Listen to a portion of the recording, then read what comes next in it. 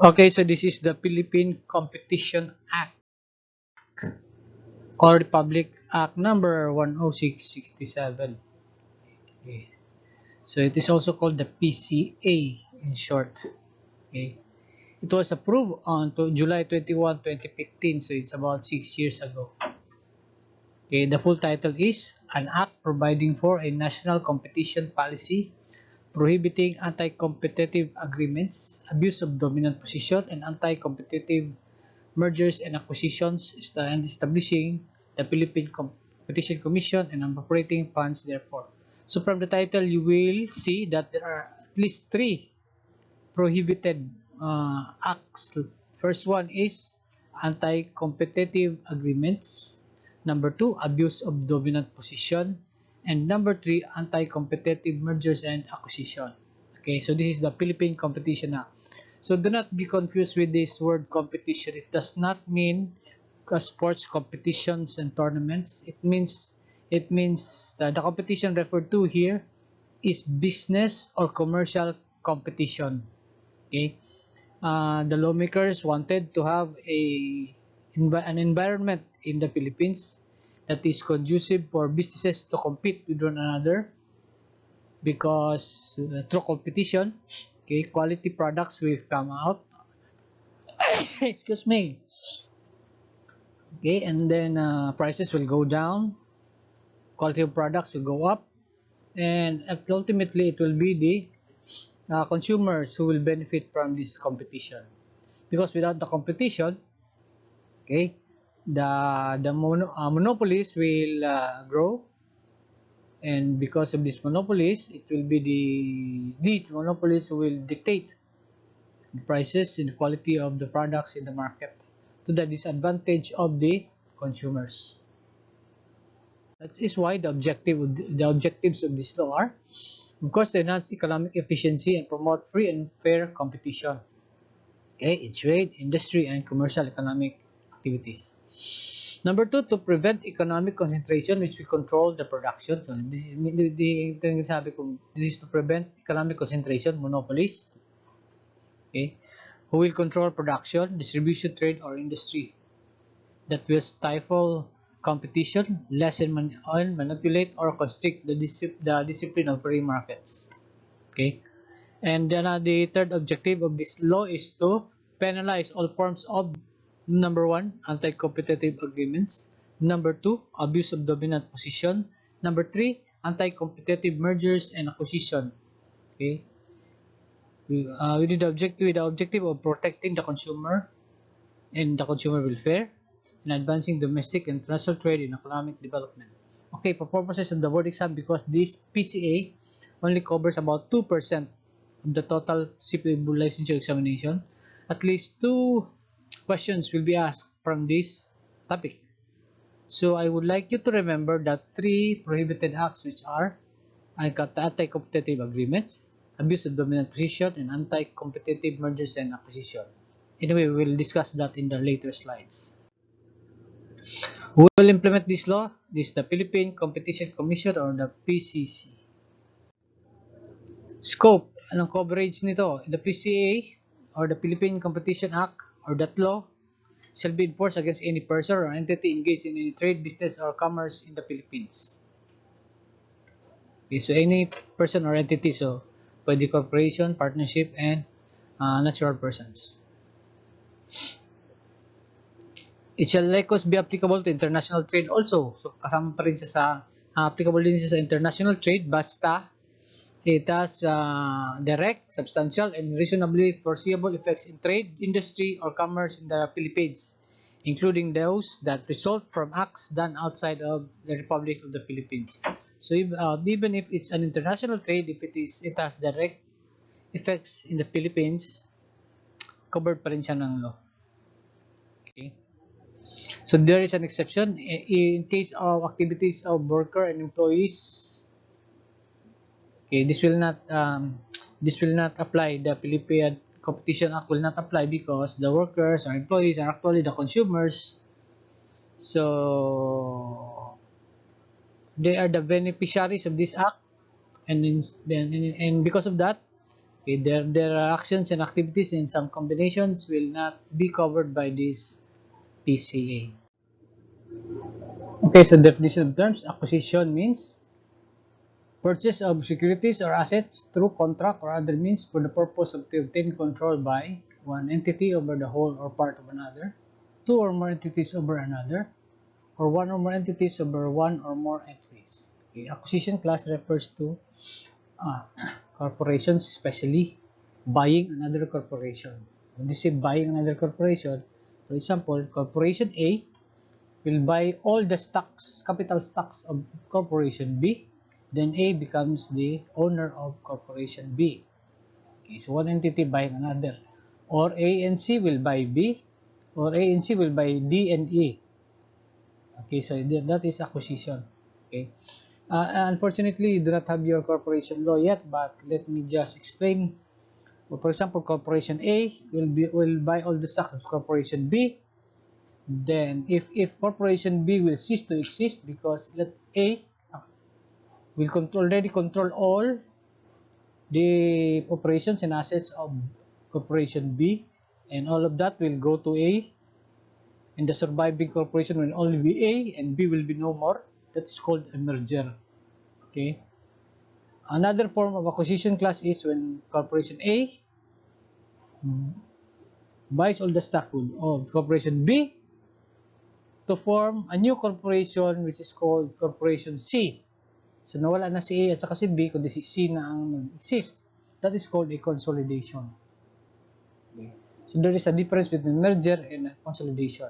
In merger, one of the corporation will remain, the other one will be dissolved. In consolidation, the previous corporations will be dissolved and a new corporation will be formed, okay, to control all the stocks of A and B. Okay, so that is acquisition.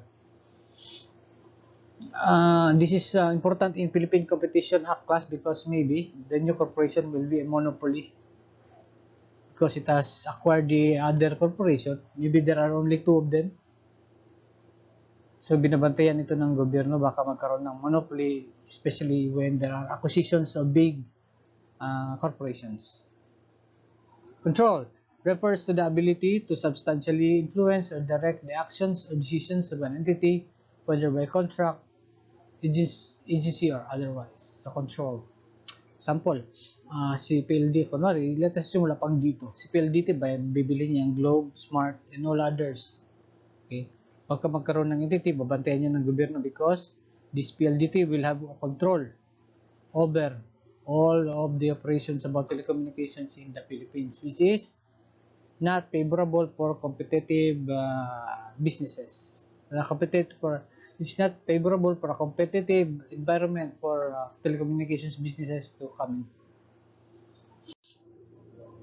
Okay, dominant position refers to a position of economic strength that an entity or entities hold, which makes it capable of controlling the relevant market independently for any or combination of the following competitors, customers, suppliers, or consumers. So simply put, a dominant position is that position, okay, if you are the known or the leader of that particular business segment. Okay.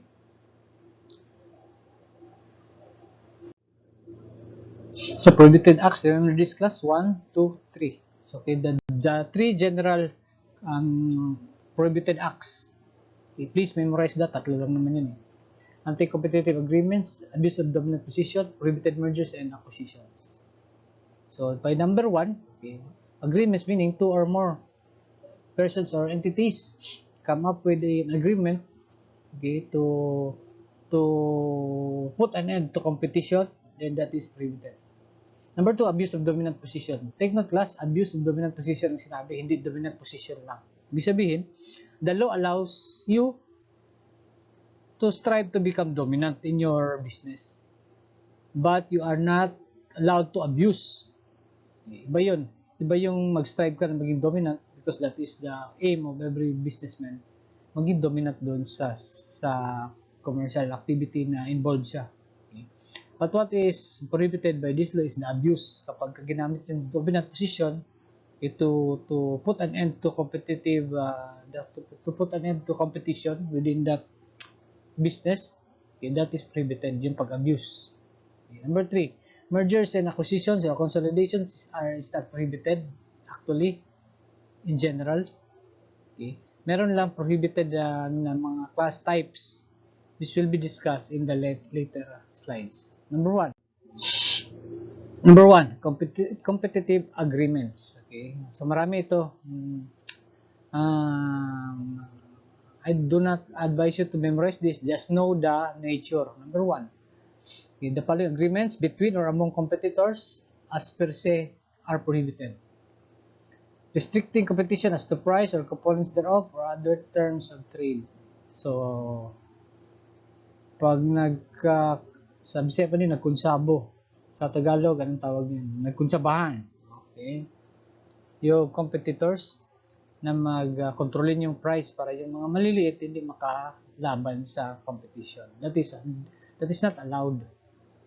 Letter B, fixing price at an auction or any form of bidding, including, ito yung nasa na video sa pinanood nyo, cover bidding, bid suppression, bid rotation, and market allocation, and other analogous practices of price manipulation. Okay? Take note class, ditong A and B, ang purpose nito is i-manipulate ang price. Price ang pinaka-main dito. Para hindi makalaban yung iba. Okay? So that is not allowed. Number 2, type of anti-competitive agreement is the agreement which has the object or effect of substantially preventing, restricting, or lessening competition. So ang important words dito is itong substantially preventing, restricting, or lessening competition. Basta nag-agree kayo to prevent competition. Bawal yun. Like setting, limiting, or controlling productions, markets, technical development, or investment. Ang kanina price, ito yung mga productions markets na. Okay? Dividing or sharing market. Bawal din. Basta ang purpose is to prevent competition. Okay. Number 3, agreements other than the above which have the object of, okay, any agreement daw. Basta ang object is to prevent, restrict, or lessen the competition is bawal. So yan ang pinaka-essence dito sa anti-competitive agreements class, yung any agreements na mag-restrict, mag-lessen ng competition or mag-prevent ng competition, bawal. Okay. So, therefore, pwede siya gawin basta hindi lang siya mag-prevent, mag-restrict, o mag-lessen ng competition. Okay? Pwede ka mag-set ng price mo, mababa. Okay lang yun, basta hindi siya, and ang purpose is not to restrict, lessen, or prevent the competition. Gusto mo magkaroon ng malaking production, gusto mo ilaki ng market mo, or magkuha ka ng portion ng market, pwede yun. Basta hindi ang purpose. Basta the purpose should be legitimate and not prohibited. So those which contribute to improving the production or distribution of goods and services to promoting technical or economic progress while allowing consumers a fair share may not be deemed a violation of this act. So ibig sabihin, yung sinabi ko, you can do this 1, 2, 3 na agreements for as long as the purpose is not to prevent or restrict or lessen competition. Okay. If your purpose is to improve production, improve distribution of goods, okay, promote progress, and allow consumer a fair share of the benefits, that is allowed. Okay.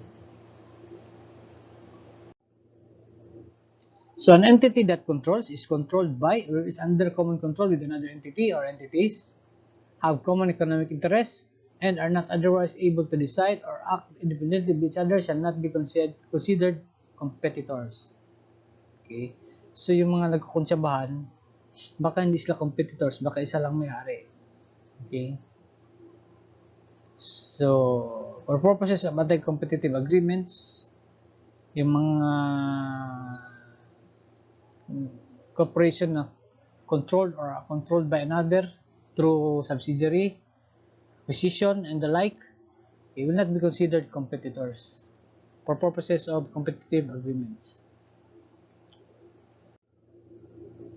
Number 2, type of prohibited act is abuse of dominant position. Remember, being dominant is not prohibited. What is prohibited is the abuse of that position.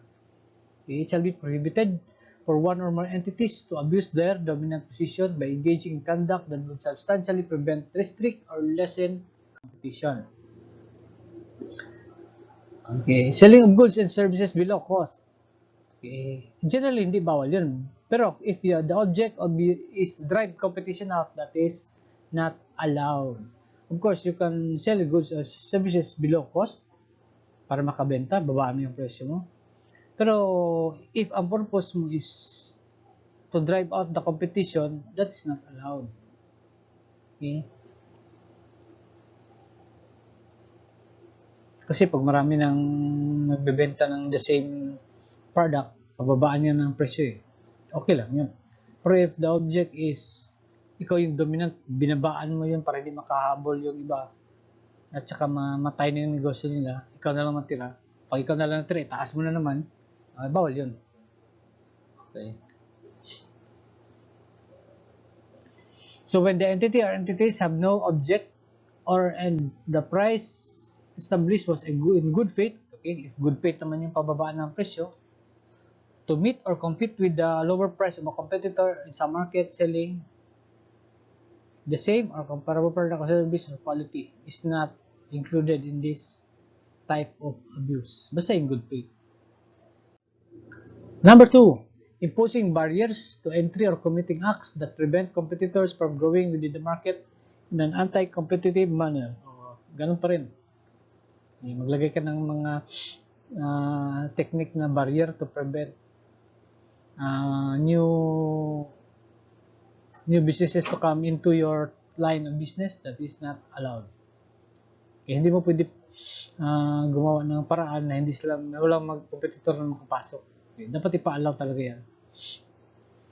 Exception is those barriers that develop in the market as a result of or arising from a superior product or process business acumen or legal rights or laws is not covered. So kung nag-develop lang yun sa market, yun, barrier na yun, okay, that is not dominant position, the abuse of dominant position kasi it's a natural development. But if sinadya mo talaga lagyan ng barrier para hindi makapasok yung mga new businesses, that's not allowed.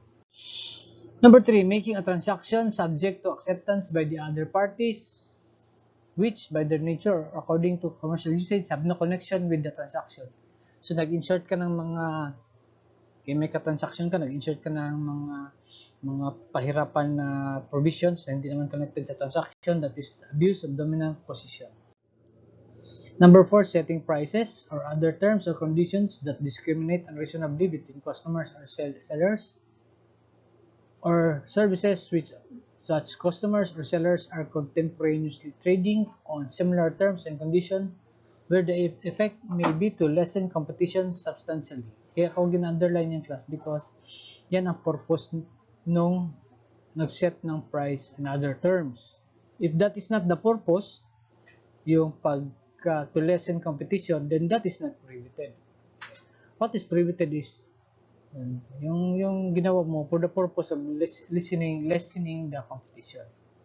So, yung pinaka-purpose actually ang prohibited dito class. Exception, the following shall be considered permissible price differentials. Socialized pricing for the less fortunate, okay lang. If ang purpose mo kasi sa pag-set ng price is para maka-afford ang public, okay lang yun. Letter B, price differential which reasonably or approximately reflect differences in cost of manufacture, sale, or delivery resulting from differing methods, technical conditions, or quantities in which the goods or services are sold or delivered to the buyers or sellers. Okay, if the pag-set ng price is because of the cost of manufacture, okay lang yun. Price, okay, differential or terms of sale offered in response to the competitive price of payments, services, or changes in the facilities furnished by a competitor. So, if you set your price, okay, para makalaban doon sa price ng kabila, allowed yun. Ang hindi allowed is kung gusto mo pababaan para wala na yung kabila, that is not allowed. But if you just want to compete with the price, it's allowed. Price changes in response to changing market, of course, that is normal. Oh, number 5, abuse. Okay, mahabang sinasabi. Okay, nag-impose ka ng restriction on lease or contract. Basta ang importante dyan, class, kung ang purpose mo is to prevent, restrict, or lessen competition substantially, that's not allowed. Okay. Kasi nag-manipulate ka dito ng contracts. Ang purpose mo is to lessen the competition, that is not allowed. Okay. Ang ayaw lang talaga ng batas is yung purpose ng act. Exceptions for that is yung permissible na licensing, franchising. Okay. Siyempre may mga ano yan, may mga contracts. Exclusive merchandising, that is allowed because that is sharing of your business to the other. Franchising, licensing, exclusive merchandising, exclusive distributorship. Okay. Ikaw yung dominant na sa market. Okay, pina-franchise mo sa iba, sa licensing, sa exclusive merchandiser, pwede yun. Because that is sharing of your business with the others. It's not abuse of dominant position. Letter B, agreements protecting intellectual property rights, confidential information, or trade secrets. Pwede, siyempre. That is self-explanatory.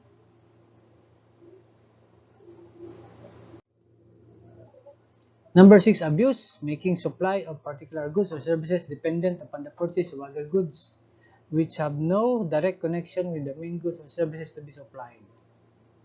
Okay. So, abuse of dominant position pa rin yan because in supplying products or services, you also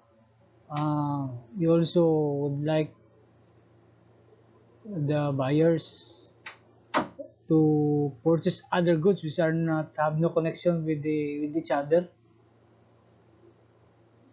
Okay, dependent doon sa pagbili ng supply ng goods mo, and that is not connected with the main goods or services to be supplied, that is abuse of dominant position. Okay. 7, directly or indirectly imposing unfairly low purchase price. Unfairly low. So, unfairly low price. Okay, bawal din. So, exception, prices that develop naturally in the market as a result of the activities in the market is not considered unfair price. Okay, ang bawal dito is yung talagang in-abuse yung dominant position to lower the price extremely low and unfair para mamatay yung competition. Hindi, ikaw na lang natira, then you can now, pag gusto ka na lang mag-price. That is not allowed. Number 8, limiting production, markets, or technical developments to the prejudice of consumers. So, kinokontrol mo yung production, markets, and technical development to prejudice the consumers because that is not allowed. Baka gina-abuse mo na yung dominant position mo because according to the law of supply and demand, pag konti lang production, taas ang presyo. Okay, so that is abuse of dominant position. Exception, limitations that develop in the market as a result of yung mga natural lang nag-limit ang production because of natural development in the market, talagang walang supply, that is not a violation. Okay, what is being prohibited here is yung talagang sinadya na i-limit ang production.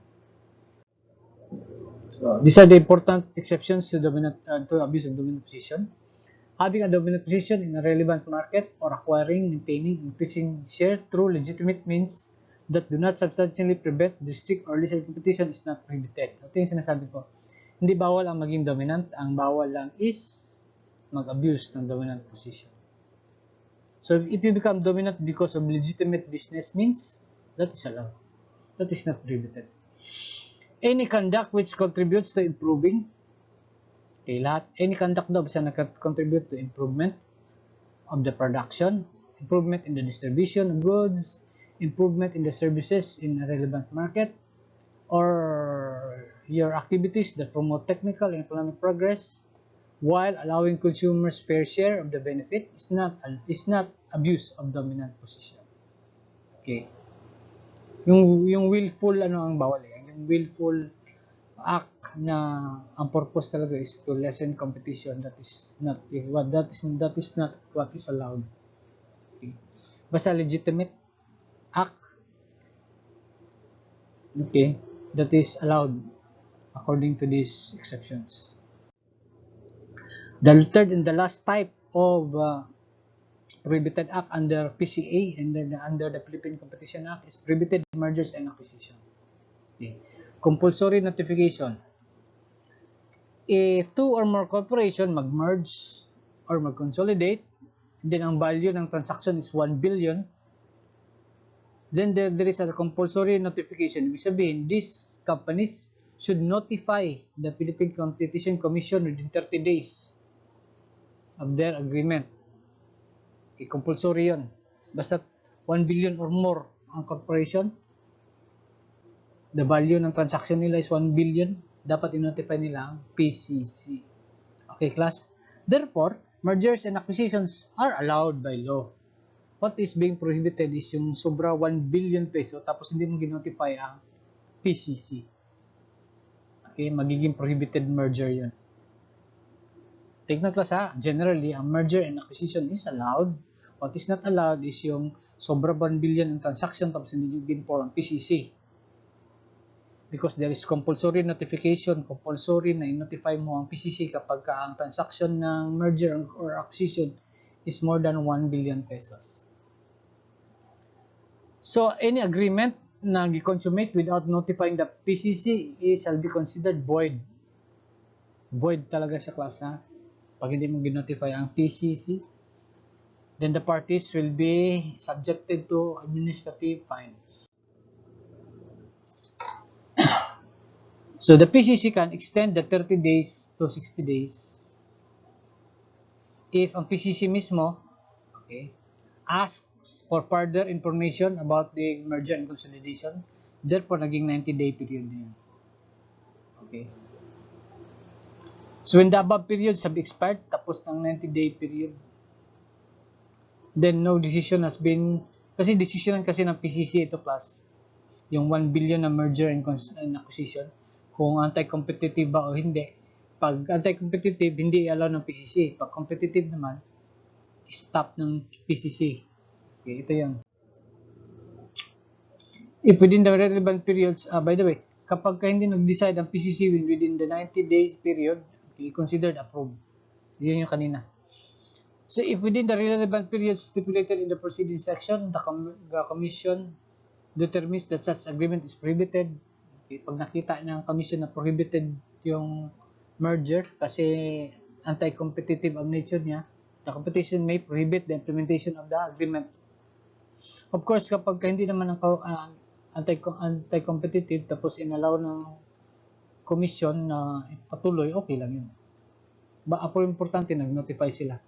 Okay, pero pagka bawal talaga, number one, i-prohibit of course ng PCC yung implementation ng merger. Or, okay, ipamodify yung mga maling portions ng agreement para hindi maging competitive. Ipa-change yun para maging conducive to competition. If i-change naman ng mga nag-agree na corporation, then baka i-allow pa ng PCC. Number 3, prohibit the implementation of the agreement unless until the pertinent party or legally enforceable agreement specified by the Commission. Okay. So, kung gusto i-implement, i-change yung agreement para hindi maging anti-competitive. Merger or acquisition agreements that substantially prevent, restrict, or lessen competition in the relevant market or in the market for goods and services as may be determined in the Commission shall be prohibited. Okay? So, according to this, kahit na hindi 1 billion yung transaction, basta ang merger or acquisition ninyo is substantially prevent, restrict, or lessen competition, pwede ipagbawal ng PCC. Exemption, when the parties establish either of the following. If the merger will bring about gains in efficiencies that are greater than the effects of any limitation of competition, pwede allowed ng PCC kapag ka more favorable sa market. Number 2, a party or to a merger or acquisition agreement is faced with actual or imminent financial failure. Kahit na anti-competitive ang merger or acquisition, pero ginawa yun dahil nalulugi na yung isang company, okay, pwede i-allow ng PCC na mag-merge para ma-save yung isang company na from financial failure. So, sino mag-prove na exempted sila sa prohibited mergers? The burden of proof lies with the parties seeking exception. So, ang mag-prove siyempre, yung corporation na nagsasabi na nalulugi na siya. Okay, hindi ang PCC. Okay, that is the end of this topic. For purposes of the licensure examination sa board exam, please take note lang of the meaning of competition. Okay, it's not the same as tournaments or competitions in sports. Okay. It's about commercial competition and business competition. And take note of the 3 major prohibited acts of competition, like number 1, anti-competitive agreements, any agreement that the purpose of which is to stop, prevent, limit, put an end to competition is not allowed. Abuse of dominant position, if the purpose is to lessen competition, is not allowed. Mergers and acquisition more than 1 billion peso na hindi nag-notify sa PCC is not allowed. Mergers and acquisitions na although wala laging 1 billion pero will lessen the competition, pwede pagbawal ng PCC. Okay? Kasi dalawa lang naman yung tatanong nito sa board exam. So, yun ang sa tingin ko important dito. Okay? So, this is the second to the last video lecture. The last one will be about government procurement. Short lang din yun kasi 2% lang din yung government procurement sa board exam. Okay?